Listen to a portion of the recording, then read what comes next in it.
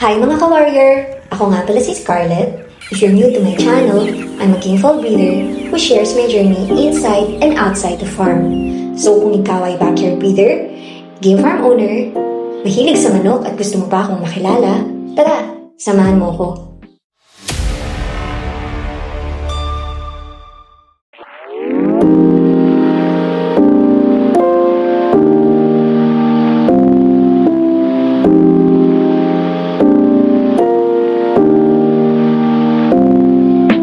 Today is a nice day.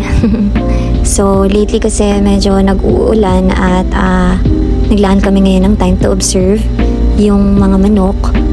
Ang ginagawa namin is tumatambay kami sa range para makita kung ano yung lagay nila.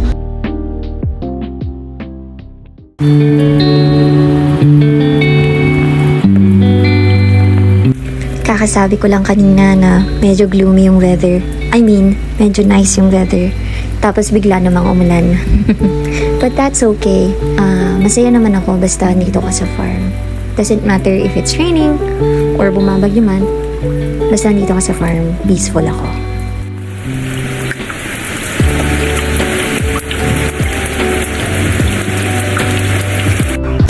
Ito yung madalas ginagawa ko pag malilim na kasi sobrang init ng panahon ngayon, so hindi talaga safe.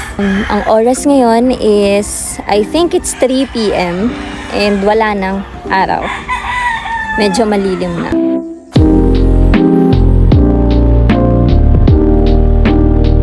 Hello! So dito sa parte na to, dito ako madalas natambay. Kumakain ng chicherya, o kaya naman natutulog. Dito ako nagkakape, tapos nakatingin lang ako. Papakita ko sa inyo yung view ko para malaman nyo kung ano yung sinasabi ko. Man!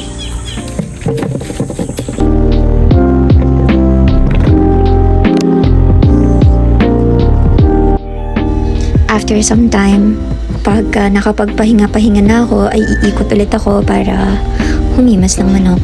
Tapos dito, dahil loaded sila sa gawain sa farm or marami silang ginagawa, minsan pag may time ako na rin yung nagliligpit ng pinagkainan nila. Alang siyang mainit, pero hindi talaga siya mainit. Basta parang may cooling system siya na magpe-penetrate yung air sa katawan mo or magsi-circulate para hindi maiwasan yung heat stroke. So, yun lang.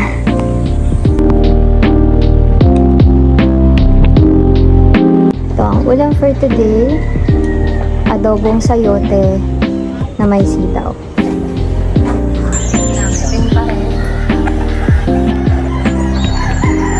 Dito, nagpe-prepare lang ako ng food para sa mga kinokondisyon namin ng manok.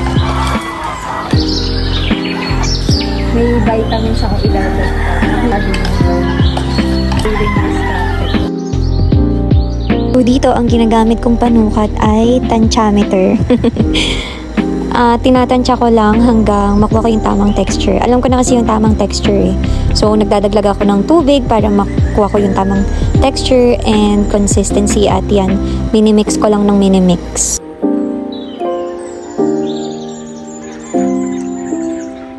Dito sa range, kailangan kalmado yung galaw ko kagaya ng ginagawa ko. Kasi ayoko nang nai-stress talaga sila. Nakakatawa ang laki at ang healthy na nila. So pag andito ako, I always take my time to observe kasi ayun nga, natutuwa ako pag masdan sila. Kagaya ng sistema ko dun sa range, dito maingat din ako sa pagpapakain.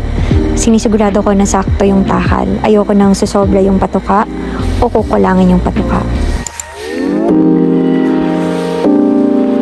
Ganitong month talaga nagbabaksakan yung mga tuyong dahon ng mangga.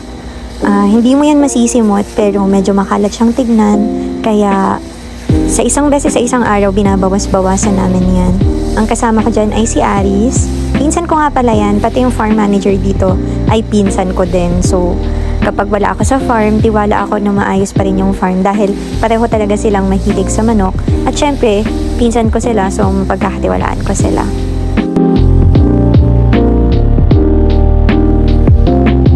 Guys, dito nagpapainom lang ako ng manok. Tapos Tapos, papainumin ko yan lahat. And then, after nyan, tatambay na ulit ako sa farm. Ito na yung last clip na kailangan kong i-voice over. Maraming salamat sa pagsama sa farm. At lagi mong tatandaan, tama ka, mali ako. Hindi ako eksperto, pero lamang ang may alam. O paano mga ka-warrior, hanggang dito na lang. Hanggang sa susunod ulit. Kita-kits sa next vlog. Bye-bye!